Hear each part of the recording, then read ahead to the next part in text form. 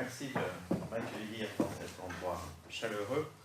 Je vais vous parler de 3 minutes des agences d'urbanisme, parce que ce sont des structures très, très intéressantes, très, très spécifiques à la France, donc que le monde nous envie, et on les connaît mal. Il y en a une cinquantaine en France.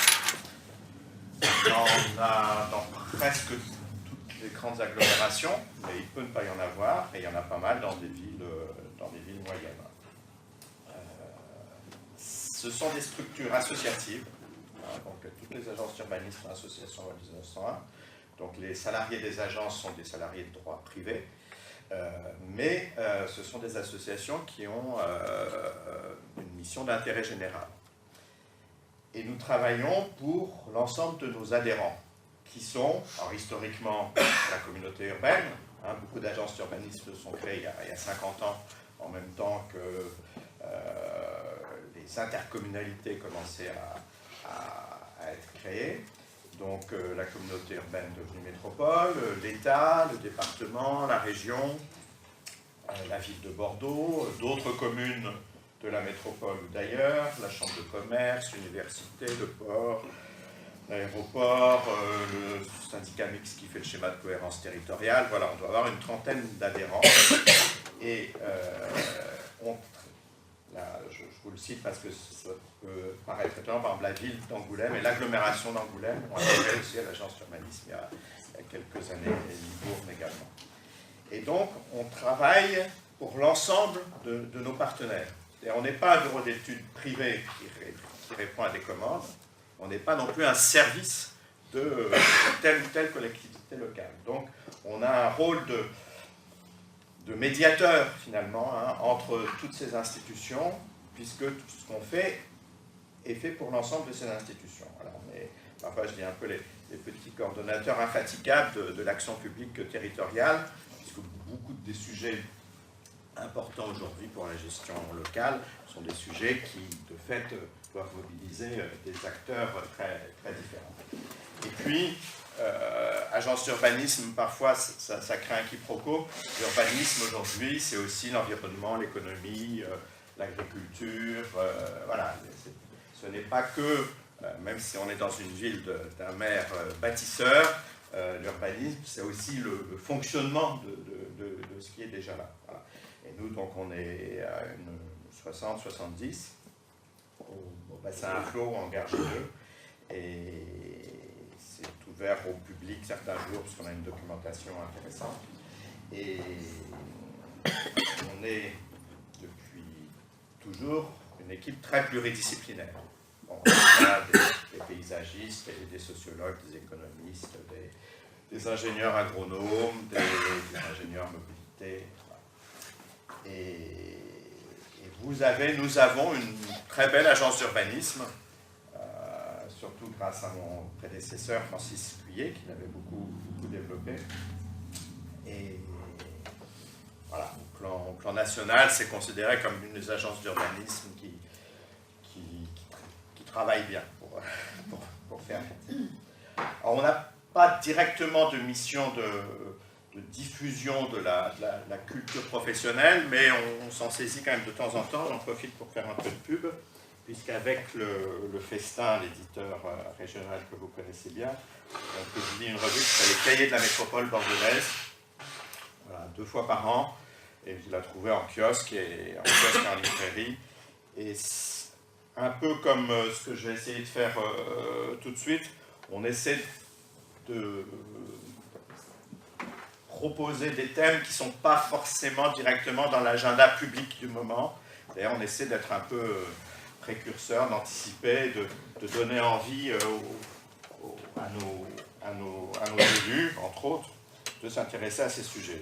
Celui d'avant était plus militant, puisque le dossier c'était Bordeaux-Toulouse. Voilà.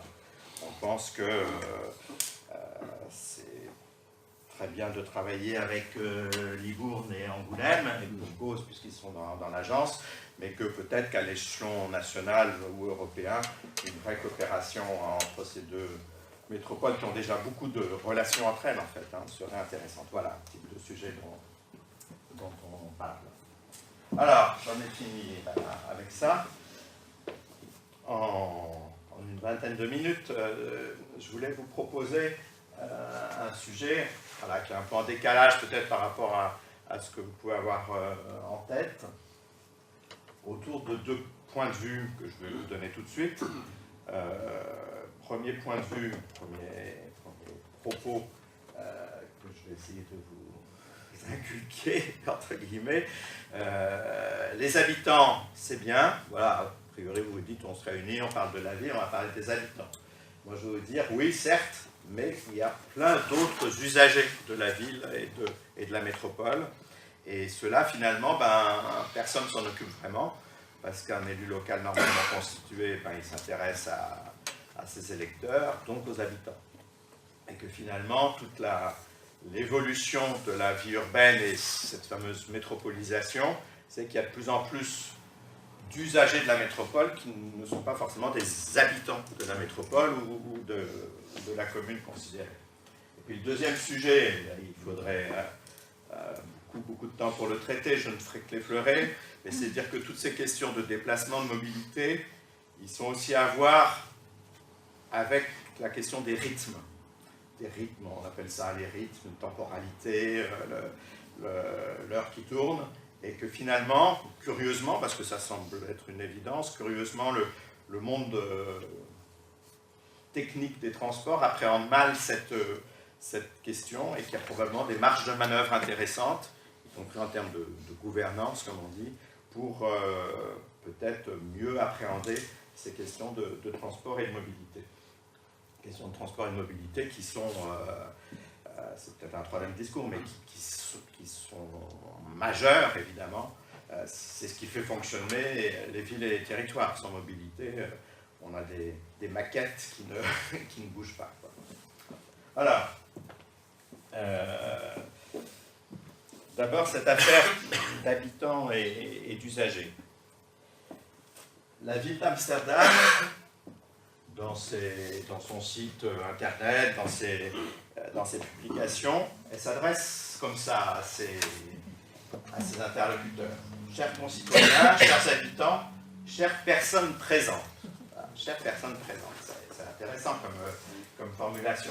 Alors, chers concitoyens, on comprend, c'est les gens qui sont inscrits sur la liste électorale, finalement, qui sont un plus petit nombre que les habitants, parce qu'il y a des tas d'habitants qui ne votent pas. Alors, ils ne votent pas soit parce qu'ils sont trop jeunes, soit parce qu'ils sont étrangers, en l'occurrence, suivant les pays, la législation dépend, soit parce qu'ils n'ont pas eu envie de s'inscrire. Et donc, il y a déjà... Et puis, il y a un groupe encore plus grand, c'est les gens qui sont là. Ils sont là et on va voir qu'ils sont finalement assez nombreux, même si on ne les connaît pas très bien. Et toujours est-il que, effectivement, cette conscience que finalement la gestion locale doit s'intéresser certes aux habitants, mais également aux autres qui sont là, commence à prendre de l'importance. Y compris parce qu'il peut y avoir d'ailleurs des conflits. Amsterdam, qui est pionnière dans beaucoup de sujets, entre guillemets, trop de touristes. C'est un peu comme le syndrome de Barcelone. Et ils ont inventé une direction qui s'appelle la direction de l'équilibre. Et donc, ils cherchent plutôt à dire on va privilégier les uns plutôt que les autres. Et cette direction cherche à trouver des compromis finalement. Il y a le compromis touriste-habitant, il y a le compromis cycliste-piéton, qui est un vrai sujet aussi à Amsterdam, qui devient peut-être ici. Mais voilà, c'est des équilibres entre des usages qui sont potentiellement au moins conflictuels et intéressants. Alors, les habitants et les autres. Bon, la métropole, 760 000 habitants. Les étudiants, voilà, une agglomération vraiment étudiante, on dit, c'est 10, 11, 12% de la population. Et des villes très étudiantes comme Aix, Grenoble, Rennes, on est à un pourcentage un peu plus élevé. L'Île-de-France, finalement, même si c'est la plus grosse concentration d'étudiants, il y en a quand même moins. Moi, je connais une ville chinoise qui s'appelle Wuhan, qui a 10 millions d'habitants, et ils ont 1,2 million d'étudiants. Voilà. Des vrais étudiants, quoi. Voilà, donc les masses sont quand même impressionnantes. Donc l'université de Bordeaux marche bien, l'enseignement supérieur privé se développe, c'est ce qui se développe le plus aujourd'hui, et donc j'ai mis des chiffres à la louche parce que c'est juste l'échelle qu'il faut retenir. Hein, on a voilà, 80 000 étudiants, et on peut dire qu'il y en a une bonne moitié qui sont pas du coin. Alors, ça ne veut pas dire qu'ils rentrent tous les soirs à Périgueux ou à Toulouse, mais ça veut dire qu'ils sont dans un entre-deux, que souvent le week-end ils rentrent chez leurs parents, ou qu'ils se baladent un peu plus. Et que très probablement, en particulier, ils ne votent pas à Bordeaux. Alors, les visiteurs de passage. Visiteurs de passage, alors il y a on ne sait pas bien, l'INSEE entre autres ne sait pas bien finalement compter les touristes. C'est les touristes qui sont censés rester au moins une nuit, puis il y a les excursionnistes qui eux ne passent pas la nuit en ville, mais viennent juste se balader. Donc on ne sait pas bien les compter. Évidemment, ce n'est pas la même chose l'hiver que l'été, etc. Mais pour faire ce calcul à la louche, on va dire, voilà, il y en a au moins 50 000 par jour quand la température dépasse 0 degré. Les travailleurs, ça on sait mieux, grosso modo 100 000 emplois sur la métropole, qui sont occupés par des gens qui n'habitent pas la métropole.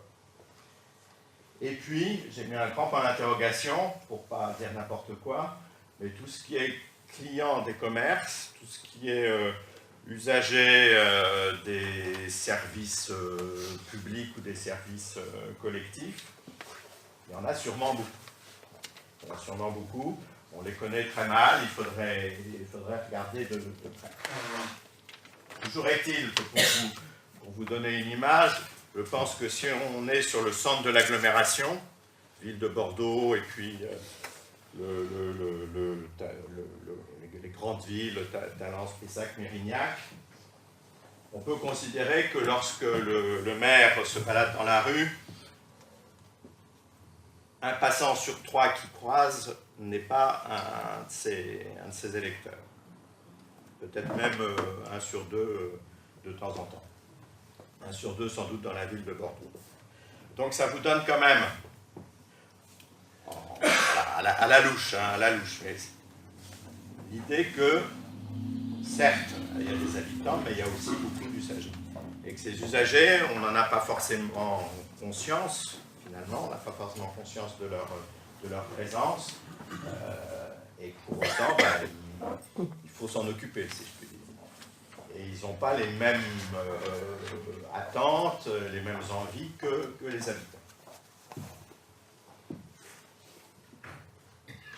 Et quand on est dans ce processus de métropolisation, alors le mot est barbare, mais cette idée de métropolisation, ça veut dire, finalement, ça n'a pas grand-chose à voir avec le fait qu'on a institué un établissement public de coopération intercommunale qu'on appelle métropole. La métropolisation, c'est l'idée que les territoires fonctionnent plus en réseau. Ils fonctionnent plus en réseau au sein de l'agglomération, mais ils fonctionnent plus en réseau aussi avec d'autres agglomérations. Il y a plus de flux, il y a plus de liens, et les relations entre les territoires deviennent aussi importantes que ce qui se passe au sein des territoires. Alors, je vous donne un exemple. Grosso modo, ça, c'est les déplacements domicile-travail sur la Gironde. Et on pourrait dire que pratiquement le département est métropolisé. C'est-à-dire qu'il y a une vraie... Alors, parfois on parle de territoire pertinent, de bassin de vie, moi je n'aime pas trop ces mots, mais grosso modo quand même, on se dit que tout ça, ça fonctionne ensemble. Ça fonctionne ensemble. Alors ça peut fonctionner ensemble dans la quotidienneté, ça peut fonctionner ensemble, j'en viendrai à mes rythmes tout à l'heure, sur des rythmes hebdomadaires, pour simplifier, faire l'image, le bassin d'Arcachon pendant le week-end. Mais en tout cas, il y a bien cette idée de relation, de lien. qu'on voit beaucoup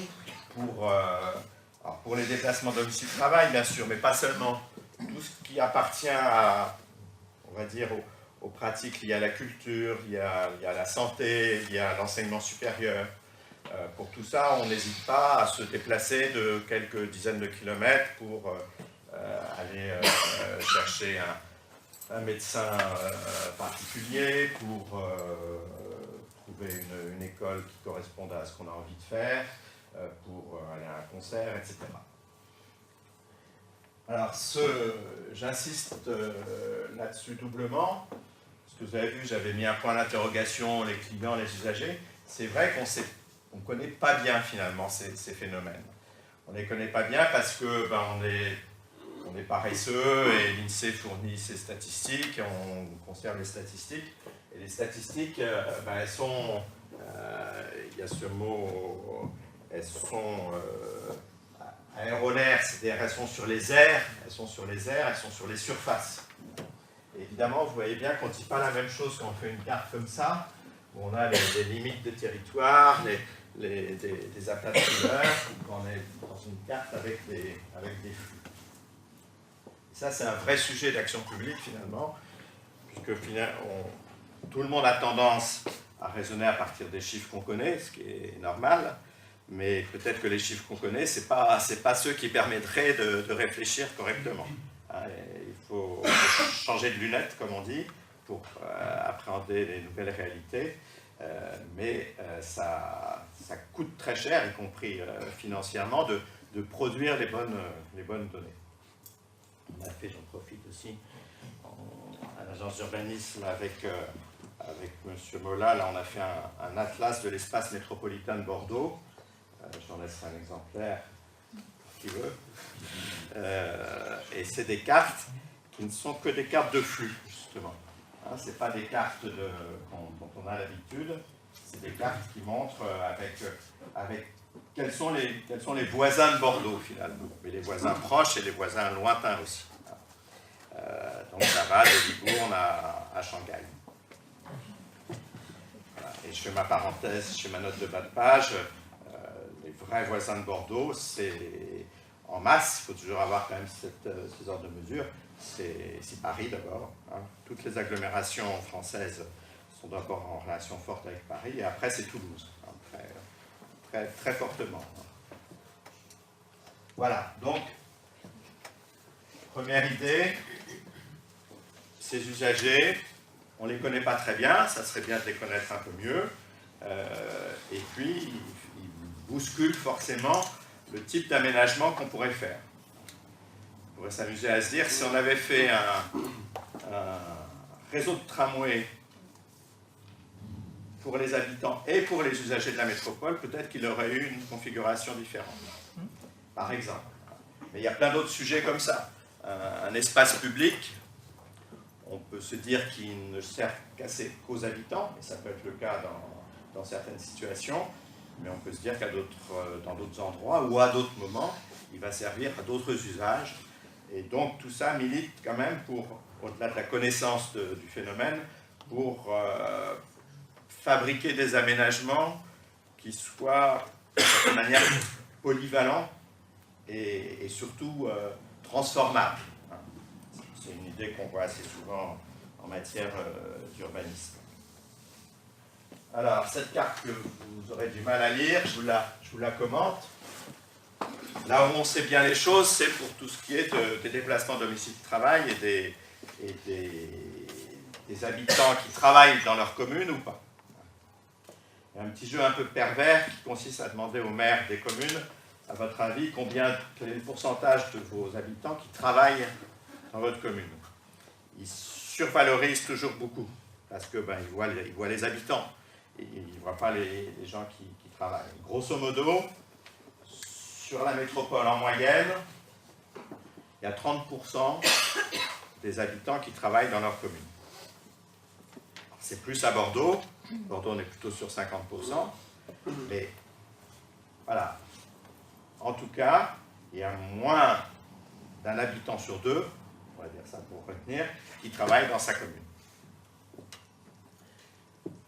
Et si on globalise sur la métropole, je pense qu'on doit en être à peu près à 2 tiers. Voilà, il y a 2 tiers des habitants de la métropole qui travaillent dans la métropole, mais pas forcément dans leur commune. Donc ça, c'est quelque chose d'important, et nous, dans divers travaux, on insiste beaucoup là-dessus, sur l'idée que quand on fait un aménagement, il faut toujours penser que parmi les usagers de cet aménagement, il va y avoir des gens qui viennent travailler dans la commune et qui ne font qu'y travailler. Par exemple, tout ce qui est, on appelle ça maintenant de façon un peu pompeuse, des conciergeries, vous savez, des services qui vont être donnés aux gens qui n'ont pas le temps d'aller le matin faire tel ou tel type de service. Ces conciergeries, c'est vrai que c'est quelque chose qui peut être intéressant pour des gens qui travaillent dans une zone d'activité et pas seulement pour les habitants. Beaucoup de zones d'activité sont un peu terribles de ce point de vue-là, alors que finalement il y a aussi de la vie quotidienne dans ces zones d'activité. Je passe aussi la même. Alors, pour avoir un résumé choc de ce que je vous raconte, il y a des gens qui ont inventé cette formule, la démocratie du sommeil, en disant ben, finalement, dans sa commune, il y a beaucoup de gens qui ne font qu'y dormir. Alors, c'est plutôt les personnes actives, effectivement, celles qui ont un travail, donc ils travaillent majoritairement hors de leur commune. S'ils ont des enfants en bas âge, peut-être qu'ils ont une sociabilité de quartier, mais si les enfants sont plus grands, le lycée il est ailleurs, et puis les courses on les fait un peu partout, hein. Et donc ben, on vote là où on dort. Là où on dort, et donc finalement on peut comprendre une certaine orientation des politiques publiques locales qui va être très focalisée sur ces questions qui sont tout à fait légitimes, évidemment, hein, de vie calme, de stationnement résidentiel, de services de proximité, cette idée du voisinage. Mais dans les vies contemporaines, le voisinage, il n'est pas forcément structuré par l'habitat. Il peut être aussi structuré par ce qu'on fait autour de son travail, par ce qu'on fait, par les courses qu'on va faire près du collège, de l'adolescent qu'on accompagne, etc. Et donc c'est un vrai problème, hein, d'une certaine manière. Alors, qui serait en partie résolu par cette fameuse élection au suffrage direct du président de la métropole, puisque sur la métropole, même si on fait aussi des choses ailleurs, on contient quand même un peu plus une bonne partie de sa vie quotidienne. Alors, il y a plein d'idées farfelues sur étonnantes sur ce sujet, avec ces expressions de citoyenneté augmentée, de citoyenneté présentielle. Alors, il y a par exemple les conseils, le C2D là, à Bordeaux, le Conseil de développement durable sur la métropole, je crois qu'il a intégré des représentants de communes hors de la métropole. Souvent, les conseils de développement durable, ils font ça. D'une autre manière, les conseils des enfants, bon, bah, c'est une façon aussi de réintégrer dans le jeu démocratique des gens qui ne votent pas. Il y a tout un mouvement autour, Civic Tech, autour de l'usage du numérique pour faire vite dans un dialogue entre les élus et le reste de la population. On pourrait imaginer, il y a des politologues qui ont proposé ça, d'avoir 2 bulletins de vote aux élections municipales, par exemple, et on pourrait choisir où on va aller voter. Pas mal de gens, par exemple, qui votent en fait là où ils ont une résidence secondaire ou une maison de famille parce qu'ils se sentent plus attachés à cet endroit, ou bien parce que c'est un village dans lequel ils peuvent avoir le sentiment de peser plus dans le débat local. Mais moi je trouve personnellement que c'est un vrai sujet. Dès lors qu'on est dans cette vie moderne un peu vibrionnante, pour une partie de la population au moins, être scotché finalement sur l'idée de la commune comme seul lieu de représentation démocratique, c'est un problème.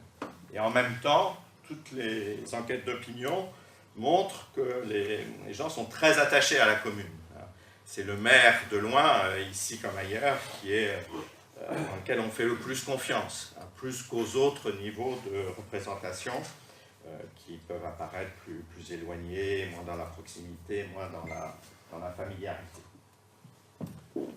Je continue rapidement parce que je suis trop long. Alors, ce brouillage des cartes, hein, pour faire vite, il est dû à cette présence donc, d'usagers non habitants, mais il est aussi dû au fait que les modes de vie se diversifient fortement. Là, c'est un exemple qui est pris sur le périurbain. Le territoire périurbain, ça va presque de Saint-Médard au fin fond du Médoc, quoi, hein. C'est un gros tiers finalement des habitants, ils sont ni en ville ni à la campagne, à être plutôt dans une vision ternaire des choses. Et donc, dans le périurbain, les gens ont des modes de vie extrêmement différents. Il y en a qui vont aller un peu partout, il y en a qui vont rester dans leur coin et puis juste aller à leur travail. Il y en a qui vont être dans un usage très diversifié des territoires. Et autant, sans doute, il y a 20 ou 30 ans, un sociologue vous aurait dit dis-moi qui tu es, dis-moi où tu habites, je te dirai comment tu vis. Aujourd'hui, c'est plus possible. Aujourd'hui, c'est plus possible. Il y a cette idée d'individualisation des modes de vie qui fait que, d'une certaine façon, c'est un espace de liberté qui s'ouvre avec des pratiques quotidiennes très, très diverses. Alors pourquoi ça se passe comme ça? Ça se passe comme ça, moi j'ai appelé ça le zapping territorial, c'est-à-dire qu'on ne va pas forcément aller au même hypermarché, qu'on va pas hésiter à faire un quart d'heure dans un mode de transport quelconque pour aller chercher du pain dans une boulangerie spécifique. Voilà, qu'on va utiliser l'ensemble de l'offre urbaine. Donc ça, c'est quelque chose d'important. Et puis, et pour les décennies à venir, c'est extrêmement fondamental, l'évolution des structures familiales. Hein, le modèle couple avec enfant, il est minoritaire. Sur la métropole, c'est à peine un quart des ménages. Vous en avez un gros tiers qui est constitué d'une seule personne, et puis vous en avez un autre gros tiers qui est constitué d'un couple, de deux personnes. Enfin, pas forcément un couple, ça peut être une mère et son enfant. Et alors, là encore, dans les représentations, on se dit, voilà, le ménage normal, c'est une famille avec enfants. Et c'est très minoritaire. Et ça l'est spécialement à Bordeaux et dans le centre de l'agglomération. Mutation des organisations du travail, je passe, mais on le vit tous et on voit bien que les emplois du temps, les temps partagés, les organisations adaptées se développent. Et donc tout ça fait que ce télescope, ce que je vous ai dit sur la métropolisation et des évolutions des modes de vie. Je passe là-dessus parce que c'est trop long. Ça dit juste que, contrairement à ce qu'on peut penser, les comportements de mobilité sont très diversifiés. Quelqu'un qui est dans sa voiture, peut-être qu'il l'est parce qu'il aime la voiture, peut-être qu'il l'est parce qu'il ne peut pas faire autrement, ou peut-être qu'il l'est parce qu'il a comparé des trajets, des temps, voilà, c'est des formes de comportements différents. Et puis j'insiste juste là-dessus. Et donc j'en suis là à mon affaire de rythme. Hein. Tout ce que j'ai dit sur le zapping territorial, sur les réorganisations des modes de vie, ça veut dire qu'on n'est plus, là encore, dans un modèle où, grosso modo, il y avait 2 heures de pointe, tout le monde allait travailler à la même heure, et puis le reste du temps, il ne se passait rien. Là, c'est quand même assez différent, même si les heures de pointe, en particulier dans les villes comme Bordeaux, l'agglomération, restent fortes. Ce qui est intéressant là, c'est qu'on a l'impression qu'il y a toujours du monde dehors, des bouchons, etc. Et en fait, je ne sais pas si vous voyez bien, en violet en haut, c'est les gens qui sont en cours de déplacement sur la Gironde, les habitants de la Gironde. Donc en cours de déplacement, au mieux, vous allez avoir 16-18% de la population. Donc dans une ville à un moment T, globalement les gens ils sont dans leur lit ou assis sur une chaise. Ils ne sont pas dehors. Je crois que c'est intéressant parce que parfois on a l'impression que tout le monde est en train de vibrillonner dehors. Non, ce n'est pas le cas. Et on se dit qu'on peut justement jouer sur ces problèmes de rythmes urbains, de synchronisation, et que, j'insiste pas plus, mais qu'il y a des marges de manœuvre probablement extrêmement fortes dans tout ce qui est l'organisation collective, on va dire, des rythmes et des temporalités. Or, en même temps, c'est très compliqué à faire. Il y a plein d'agglos qui ont essayé des bureaux des temps, des agences des temps, sur des ambitions différentes. Au départ, ça a beaucoup été les villes italiennes, plutôt pour que les horaires d'ouverture soient mieux adaptés au mode de vie des femmes. À Paris, en région parisienne, c'était pour essayer de décréter les heures de pointe. On pourrait imaginer qu'au moins avec les institutions qui sont très structurantes de nos modes de vie en termes d'horaire, c'est-à-dire l'école, l'enseignement en général, et puis les employeurs, qu'il puisse y avoir plus de dialogue que quand Thalès s'installe ou se développe à Mérignac, il y a une discussion entre la collectivité et l'employeur pour dire ok, vous venez là, c'est super bien pour nous, on est content, mais on sait bien qu'il y a des problèmes d'accès. Engageons-nous collectivement pour se dire qu'il y a ces fameuses marges de manœuvre. Finalement, si on reste chez soi une heure pour traiter ses mails dans des entreprises effectivement où la plupart des salariés sont devant leur écran, on peut pouvoir y gagner. Alors, le cas de Rennes est emblématique parce qu'ils avaient une heure de pointe sur leur métro, là, un quart d'heure de pointe qui fichait tout en l'air, et ils ont réussi à se réorganiser. Voilà, je m'arrête là, j'étais beaucoup trop long. Peut-être que dans le meilleur des mondes d'une collectivité locale, il y aurait un adjoint ou un vice-président aux rythmes urbains, un adjoint ou un vice-président aux usagers non habitants qui prendraient en considération ces questions pour finalement actualiser les modes d'intervention de l'action publique dans des territoires urbains qui sont très, très bouleversés, à la fois par, je répète, ce fameux processus de mise en réseau des territoires, et puis par l'évolution de nos modes de vie, famille et travail. Voilà, donc, merci.